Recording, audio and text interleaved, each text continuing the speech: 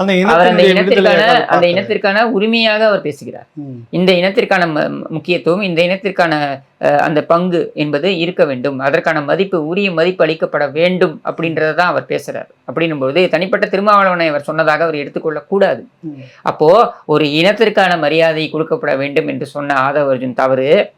உன் கட்சியின் நலனுக்காக சொன்னார் என்று நீயே பதிவு செய்கிற.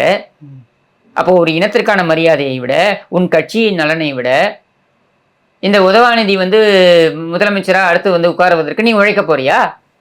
2026 உதவாநிதியை முதலமைச்சர் வேட்பாளர் என்று கட்டுக்கோப்பா இருக்கும்போது இந்த வார்த்தைகள்லாம் அதை கலங்கப்படுத்துற மாதிரி இருக்குது. என்ன கட்டுக்கோப்பு? சிலர் உள்ளிருந்து வேலை செய்து கொண்டு இருக்காங்க. ஒரு ஊடகம், அச்சு ஊடகம், இத்தனை ஆண்டுகளா எங்களை கண்டுக்காத அந்த ஊடகம் இந்த விஷயத்தை தலைப்பு செய்தியா போட்டு இப்படி எல்லாம் பிரச்சாரம் பண்ணுதுன்றப்ப அதுக்கு இடம் கொடுத்து விடக்கூடாது என்பதாகத்தான் அவர் சொல்ல வர்றார். சரி, என்னுடைய கேள்வி என்னன்னா, அப்படி இடம் கொடுத்தால்தான் என்ன?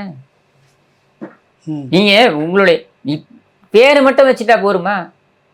சிறுத்தை, கழுதை, புலி இப்படிலாம் பேர் வச்சுட்டா போருமா? அப்புறம் போய் பம்மிட்டு இருக்காங்க. என்ன காரணம் ஏன் பம்மிட்டு இருக்கிறதா நீங்க சொல்றீங்க? அப்ப வேற என்னன்னு எடுத்துக்கீங்க? என்னுடைய நலனுக்காக பேசுகிறார், நான் முதலமைச்சர் ஆக வேண்டும் என்று பேசுகிறார், ஆனாலும் அவரை நீக்குகிறேன், என்ன வேற என்னன்னு எடுத்துப்பீங்க? அவன் கட்சியில இருந்துகிட்டு, என்னுடைய கேள்வி, விடுதலை சிறுத்தைகள் கட்சியில இருந்துட்டு அவன் உதவாநந்திக்கும் உதவாநந்தியோட மகன் இன்பநந்திக்குமா உழைக்க முடியும்? அதுக்கு அவன் திமுகலே இருப்பானே, உன் கட்சிக்கு எதுக்கு வரணும்? இந்த கட்சியில எனக்கு அதிகாரம் வேணுன்றதுக்காக தான். அப்ப எதுக்கு நீ உனக்கு கட்சி? உனக்கு எதுக்கு கட்சி? உனக்கு எதுக்கு கட்சி? உனக்கு எதுக்கு கொடி? உனக்கு எதுக்கு கரை வேட்டி?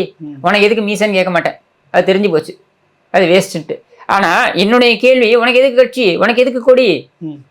இவன் எதுக்கு தனியா ஒரு கட்சின்னு அலையணும்? தேவையில்லையே. இதுக்கு எதுக்கு தனியா ஒரு அலுவலகம்? இந்த இனத்து மக்களுடைய விடுதலை அதுக்குள்ள இருக்குது, அவங்களுக்கான ஒரு அதிகார பகுதி வேணும், அதைத்தான் அவர் பேசுறாரு. அப்படின்றதுக்காக தான் கட்சி இவங்க தொடங்க. ஆமா, அதைத்தான் அவர் பேசுறாரு. அவர் வேற எதையாவது பேசினாரா? அப்போ அதை அவர் பேசி இருக்கிறார் 1.5 ஆண்டுகள் இருக்கு தேர்தலுக்கு அப்படின்ற நிலையில. ஆமா, எங்களுடைய கட்சியுடைய நிலைப்பாடு அதுதான். தேர்தல் சமயத்துல நாங்கள் சில சமரசங்களை செய்து கொள்கிறோம், அதுதானே கூட்டணி. நீங்க என்ன கூட்டணி ஆட்சியில் இருக்கீங்களா? உங்களுக்கு 2 அமைச்சரவை கொடுத்துருக்காங்களா?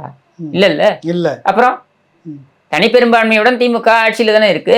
அப்படின்னும் பொழுது நீ, என்னை பொறுத்த வரைக்கும், நீ எதிர்கட்சி வரிசையில் இருக்க வேண்டியது.